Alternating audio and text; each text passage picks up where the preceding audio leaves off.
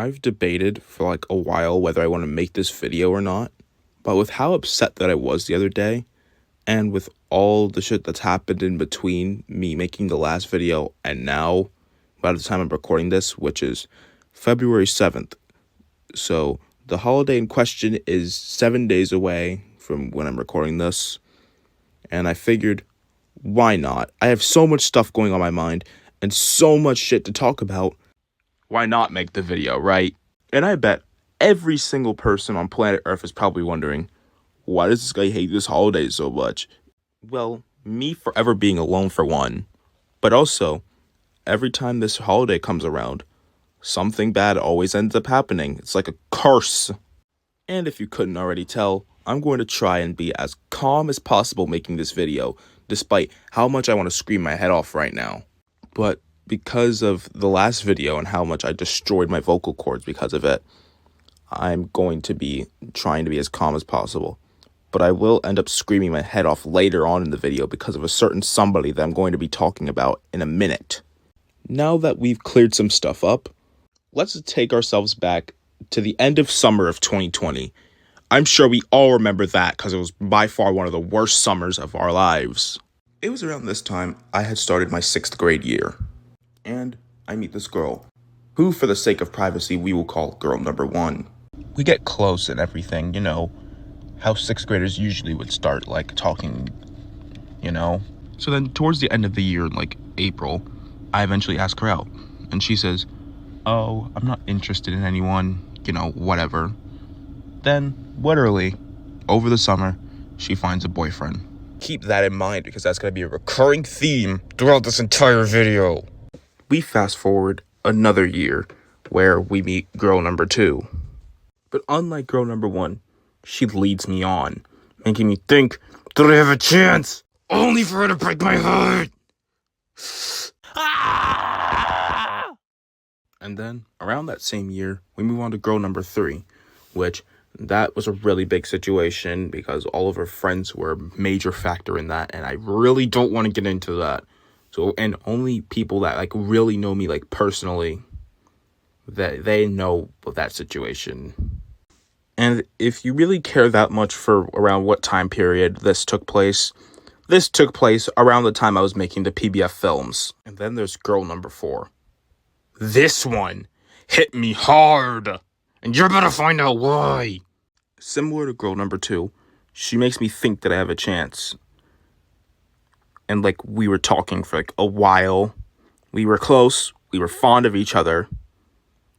And then, one of my really close friends at the time, he says that he can help me get with her. And then he, quote, says he asked her, and she's not interested. I would later find out that he lied about that.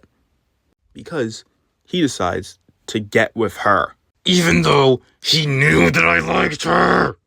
Ah! This next girl, I'm not even going to censor her name. She was so much of a piece of shit that I'm not even going to call her girl number 5. I'm going to call her by her real name, which is Bella.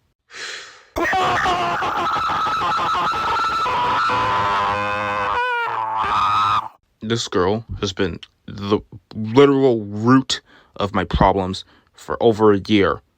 To the point where I don't even want to talk about her in this video. She deserves her own video. So we're just going to move on to girl number 6, who, like previous girls, made me think that I had a chance, and even went as far as to flirt with me. Then, as soon as I start slowly making my advances, she decides to drop the fact that she still has sex with her ex.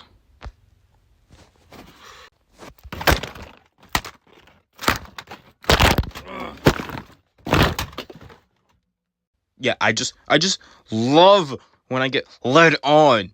It's just such a good feeling. Yeah, it just feels so good to be led on by multiple girls. Yeah, I love it. It's not like I want to pick my eyes out with a fork every time it happens. And as of the day I'm recording this, which is February 10th, yeah, she got back with her ex. No,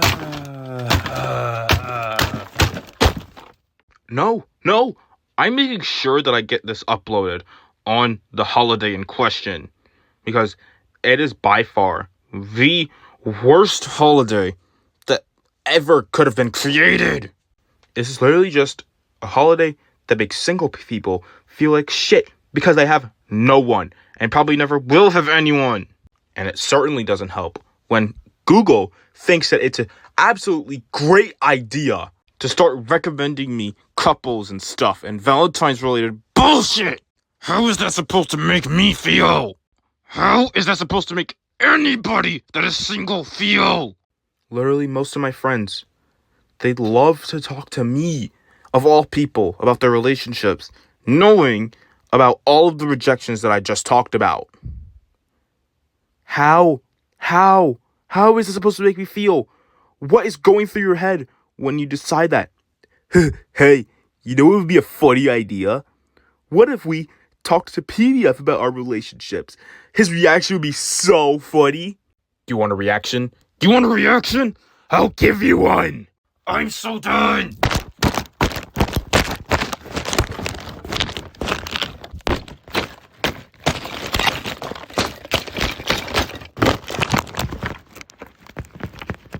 I bet the majority of people that are in relationships have no idea what it feels like to be rejected as like this hard. And one thing I hope is that this video will show all those people how it feels to be rejected. Hence the title of this video. Anyways, I'm actually so done ranting. This holiday just makes me so mad. And I have a lot more that I want to say, but I'm cutting this video short because if I say any more, I'll end up destroying something that's important. The next video I'm going to be making is about the upcoming 2026 Thomas Reboot. And it'll be a much, much brighter and happier tone than this video. PBF signing off. Goodbye.